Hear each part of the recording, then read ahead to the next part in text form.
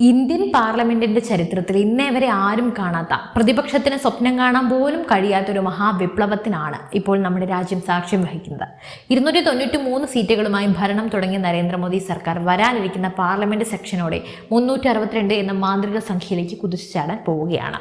അതെ, അമിത്ഷാ എന്ന രാഷ്ട്രീയ ചാണക്യൻ അടിയറയിൽ ഒരുക്കിയ ആ വൻ നീക്കം ആ ലക്ഷ്യത്തിലേക്ക് അടുക്കുകയാണ്. വെറും ഭരണമല്ല, ഭരണഘടനയെ പോലും മാറ്റിമറിക്കാൻ ശേഷിയുള്ള 3-2 ഭൂരിപക്ഷത്തിലേക്ക് NDA സഖ്യം എത്തുമ്പോൾ തകർന്നടിയുന്നത് കോൺഗ്രസിന്റെയും ഇന്ത്യ സഖ്യത്തിന്റെയും കോട്ടകളാണ്. തമിഴ്നാട്ടിൽ DMKയും ബംഗാളിൽ മമതാ ബാനർജിയും വീഴാൻ പോകുന്ന ആ ഒരു വൻ കെണി എന്താണ്? ഇന്ത്യൻ രാഷ്ട്രീയത്തിന്റെ ഭൂപടം എന്നേക്കുമായി തിരുത്താൻ പോകുന്ന ആ ഓപ്പറേഷൻ 362ന്റെ പൂർണ്ണ വിവരങ്ങൾ ഒട്ടും കുറയ്ക്കാതെ വിശദമാക്കാൻ പോകുന്നു. നരേന്ദ്രമോദി സർക്കാരിന്റെ 3ാം ഊഴ ആരംഭിച്ചപ്പോൾ പ്രതിപക്ഷം കരുതിയത് ഇതൊരു സഖ്യ സർക്കാരാണെന്നും ഏത് നിമിഷവും താഴെ ഇറക്കാം എന്നൊക്കെയാണ്. എന്നാൽ കളി തുടങ്ങിയിട്ടേ ഉണ്ടായിരുന്നുള്ളൂ എന്ന് മനസ്സിലാക്കാൻ പ്രതിപക്ഷത്തിന് അടുത്ത പാർലമെന്റ് സെഷൻ വരെ കാത്തിരിക്കേണ്ടി വരും. നിലവിൽ NDA സഖ്യത്തിന് ലോക്സഭയിൽ 293 സീറ്റുകളുടെ സുരക്ഷിതമായ ഭൂരിപക്ഷമുണ്ട്. എന്നാൽ BJPയുടെയും മോദി ഷാ കൂട്ടുകെട്ടിന്റെയും ലക്ഷ്യം വെറുമൊരു ഭരണമല്ല. രാജ്യത്ത് വലിയ പരിഷ്കാരങ്ങൾ കൊണ്ടുവരണമെങ്കിൽ, ഭരണഘടനാ ഭേദഗതികൾ സാധ്യമാക്കണമെങ്കിൽ 3-2 ഭൂരിപക്ഷം, അതായത് 362 സീറ്റുകൾ അത്യാവശ്യമാണ്. ഇതിനുവേണ്ടി അണിയറയിൽ മാസങ്ങളായി നടന്നു വരുന്ന ചർച്ചകളും രാഷ്ട്രീയ നീക്കങ്ങളുമാണ് ഇപ്പോൾ ക്ലൈമാക്സിലേക്ക് എത്തിയത്. പ്രതിപക്ഷ ചേരിയിലെ വിള്ളലുകൾ കൃത്യമായി മുതലെടുത്ത് പ്രാദേശിക കക്ഷികളെ ഒപ്പം നിർത്തി ഇന്ത്യൻ രാഷ്ട്രീയ ചരിത്രത്തിലെ ഏറ്റവും വലിയ ഭൂരിപക്ഷത്തിലേക്ക് NDA കളം മാറ്റി ചവിട്ടുന്നു. ഇത് കേവലം ഒരു അഭ്യൂഹമല്ല. ഡൽഹിയിലെ രാഷ്ട്രീയ കേന്ദ്രങ്ങളിൽ നിന്നും പുറത്തു വന്ന കൃത്യമായ കണക്കുകൾ ഇതിനടിവരയിടുന്നുണ്ട്. എങ്ങനെയാണ് നിലവിലെ 293 നിന്നും NDA 362 എന്ന സൂപ്പർ ഭൂരിപക്ഷത്തിലേക്ക് എത്തുന്നത്? ആ അക്കങ്ങളുടെ മാന്ത്രികത നമുക്കൊന്ന് പരിശോധിക്കാം. ഒന്നാമതായി, പശ്ചിമ ബംഗാളിൽ മമതാ ബാനർജിയുടെ തൃണമൂൽ കോൺഗ്രസിനെ പിടിച്ചുലച്ചുകൊണ്ട് വൻ രാഷ്ട്രീയ അട്ടിമറിയാണ് നടന്നത്. മമതയുടെ സ്വേച്ഛാധിപത്യ ഭരണത്തിന് മടുത്ത 20ഓളം സിറ്റിംഗ് MPമാർ BJP നേതൃത്വവുമായി നേരിട്ട് ചർച്ചകൾ നടത്തിക്കഴിഞ്ഞു എന്നാണ് റിപ്പോർട്ട്. ഈ 20 TMC വിമതർ NDA പാളയത്തിലേക്ക് എത്തുന്നതോടെ മമതയുടെ ബംഗാൾ കോട്ട തകർന്നടിയും. രണ്ടാമതായി, ആന്ധ്രാപ്രദേശിൽ നിന്നുള്ള YSR കോൺഗ്രസ് ജഗൻമോഹൻ റെഡ്ഡിയുടെ പാർട്ടിക്കുള്ള 4 പ്രധാന സീറ്റുകൾ പാർലമെന്റിന്റെ നിർണായക ഘട്ടങ്ങളിൽ NDAക്ക് പുറത്തുനിന്ന് പിന്തുണ നൽകാൻ പൂർണ്ണമായും സന്നദ്ധത അറിയിച്ചു കഴിഞ്ഞു. മൂന്നാമത്തെയും ഏറ്റവും വലിയതുമായ പ്രഹരം ഏൽക്കാൻ പോകുന്നത് ഇന്ത്യ സഖ്യത്തിന്റെ പ്രധാന തൂണായ കോൺഗ്രസിനാണ്. തമിഴ്നാട്ടിൽ നടൻ വിജയുടെ തമിഴക വെട്രി കഴകത്തിന്റെ വരവോടെ അവിടുത്തെ രാഷ്ട്രീയ സമവാക്യങ്ങളൊക്കെ മാറി മറഞ്ഞു, അറിയാമല്ലോ.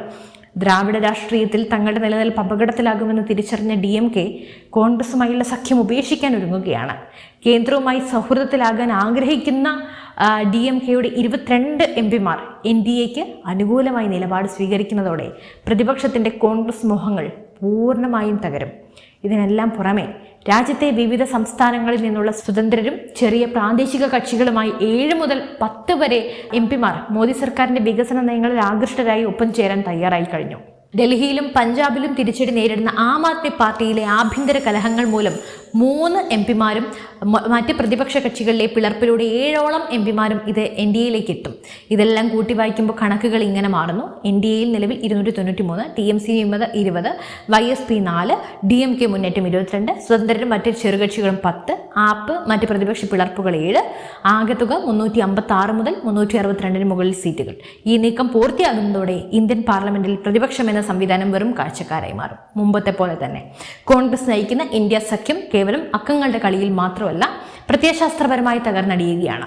രാഹുൽ ഗാന്ധിയുടെ നേതൃത്വത്തെ വിശ്വസിക്കാൻ കൊള്ളില്ലെന്ന് സ്വന്തം സഖ്യകക്ഷികൾ തന്നെ വിളിച്ചു പറയുന്ന സാഹചര്യമാണ് ഇപ്പോഴുള്ളത്.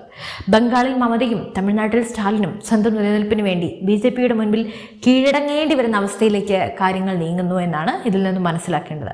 ഇതാണ് അമിത്ഷാ എന്ന രാഷ്ട്രീയ തന്ത്രജ്ഞന്റെ കളി. പ്രതിപക്ഷം അനാവശ്യ വിവാദങ്ങൾ ഉണ്ടാക്കി പാർലമെന്റ് തടസ്സപ്പെടുത്താൻ നോക്കുമ്പോൾ BJP നിശബ്ദമായി രാജ്യത്തിന്റെ ഭരണം സുസ്ഥിരമാക്കാനുള്ള കരുക്കൾ നീക്കുകയാണ്. അടുത്ത സെഷൻ ആരംഭിക്കുന്നതോടെ പ്രതിപക്ഷ നേതാക്കൾക്ക് പരസ്പരം പഴിചാരാൻ മാത്രമേ സമയം കാണൂ. കാരണം അവരുടെ കാൽക്കീഴിലെ മണ്ണാണ് BJP ഒഴുക്കി മാറ്റിക്കളഞ്ഞത്. ഇനി നമ്മളെല്ലാവരും ഉറ്റുനോക്കേണ്ടത് ഈ 362 എന്ന ഭൂരിപക്ഷം ഉപയോഗിച്ച് നരേന്ദ്രമോദി സർക്കാർ നടപ്പിലാക്കാൻ പോകുന്ന 2 ബൃഹത്തായ പദ്ധതികളിലേക്കാണ്. ഇതുതന്നെയാണ് ഞാൻ പറയാൻ ആഗ്രഹിക്കുന്ന ഏറ്റവും വലിയ കാര്യം. ഒന്നാമത്, ഒരു ഒരു രാജ്യം ഒരു തിരഞ്ഞെടുപ്പ്, വൺ നേഷൻ വൺ ഇലക്ഷൻ. രാജ്യത്ത് നിരന്തരം നടക്കുന്ന തിരഞ്ഞെടുപ്പുകൾ വികസന പ്രവർത്തനങ്ങളെ ബാധിക്കുന്നു എന്ന തിരിച്ചറിവിലാണ് മോദി സർക്കാർ ഈ വിപ്ലവകരമായ മാറ്റത്തിന് തുടക്കമിടുന്നത്. ഈ ബില്ല് പാസ്സാക്കാൻ ഭരണഘടനാ ഭേദഗതി ആവശ്യമാണ്. അതിന് 2/3 ഭൂരിപക്ഷം വേണം. NDA ഈ മാന്ത്രിക സംഖ്യ തികയ്ക്കുന്നതോടെ ഇന്ത്യയൊട്ടാകെ ഒറ്റ തിരഞ്ഞെടുപ്പ് എന്ന സ്വപ്നം യാഥാർത്ഥ്യമാകും. ലക്ഷക്കണക്കിന് കോടി രൂപയുടെ ജനങ്ങളുടെ നികുതിപ്പണമാണ് ഇതിലൂടെ ലാഭിക്കാനും പോകുന്നത്. രണ്ടാമത് ഏറ്റവും നിർണായകമായ 2026 മണ്ഡല പുനർനിർണയ ബില്ല്. നിലവിലെ ലോക്സഭാ സീറ്റുകളുടെ എണ്ണം 543 നിന്നും 815 ഉയർത്തുന്നത്. അതിനാണ് കേന്ദ്ര സർക്കാരിന്റെ പദ്ധതി. ജനസംഖ്യയുടെയും വികസനത്തിന്റെയും അടിസ്ഥാനത്തിൽ മണ്ഡലങ്ങൾ പുനർനിർണയിക്കപ്പെടുമ്പോൾ ഇന്ത്യൻ രാഷ്ട്രീയത്തിന്റെ ഭൂപടം പൂർണ്ണമായും മാറും. ഉത്തരേന്ത്യയിലും ദക്ഷിണേന്ത്യയിലും BJPയുടെ സ്വാധീനം വലിയ തോതിൽ വർദ്ധിക്കാൻ ഇത് കാരണമാകും. ഈ 2 ബില്ലുകളും പാസ്സായി കഴിഞ്ഞാൽ അടുത്ത ഏതാനും പതിറ്റാണ്ടുകളിലേക്ക് ഇന്ത്യ ഭരിക്കുന്ന BJPക്കല്ലാതെ മറ്റൊരു പാർട്ടിക്ക് സാധിക്കില്ല എന്ന അവസ്ഥ വരും. ശക്തമായ ഒരു കേന്ദ്ര നേതൃത്വത്തിന് കീഴിൽ രാജ്യം അതിവേഗം കുതിക്കും. DMKയുടെ നിലപാട് മാറ്റവും മമതയുടെ കോട്ടയിലെ വിള്ളലുകളും കോൺഗ്രസിന്റെ അപ്രസക്തതയും എല്ലാം വിരൽ ചൂണ്ടുന്നത് ഒരേയൊരു കാര്യത്തിലേക്കാണ്. ഡൽഹിയിൽ കളി പൂർണ്ണമായും മാറിക്കഴിഞ്ഞു. ഇത് കേവലം ഭൂരിപക്ഷം വർദ്ധിപ്പിക്കലല്ല, വരാൻ പോകുന്ന നൂറ്റാണ്ടിലെ നവഭാരതത്തിന്റെ അടിത്തറ പാകലിലേക്കാണ്. അടുത്ത പാർലമെന്റ് സെഷന്റെ ആദ്യ ദിവസം സഭ സമ്മേളിക്കുമ്പോൾ സ്പീക്കറുടെ വലതുവശത്തിരിക്കുന്ന ഭരണപക്ഷ നിരയിലേക്ക് പ്രതിപക്ഷ നിരയിൽ നിന്നും എത്ര പേർ ഒഴുകിയെത്തുമെന്ന് രാജ്യം ശ്വാസമടക്കി പിടിച്ച് കാണാനിരിക്കുകയാണ്. കളി ഇനി വേറെ ലെവൽ എന്ന് മാത്രമല്ല, ഇന്ത്യൻ രാഷ്ട്രീയ ചരിത്രത്തിലെ ഏറ്റവും വലിയ അട്ടിമറിയുടെ ക്ലൈമാക്സ് ആണ് ഇനി വരാൻ പോകുന്നത്. അപ്പോൾ നിങ്ങൾ എന്ത് കരുതുന്നു? അമിത്ഷായുടെ ഈ ചാണക്യതന്ത്രത്തിലെ NDA 362 സീറ്റുകൾ തികയ്ക്കുമോ? ഒരു രാജ്യം ഒരു തിരഞ്ഞെടുപ്പ് പദ്ധതി രാജ്യത്ത് ഗുണം ചെയ്യുമോ? നിങ്ങളുടെ വിലയേറിയ അഭിപ്രായങ്ങൾ താഴെ കമന്റ് ചെയ്യൂ. മറ്റൊരു വിഷയമായി വീണ്ടും കാണാം. നന്ദി. News desk IBN Malayalam.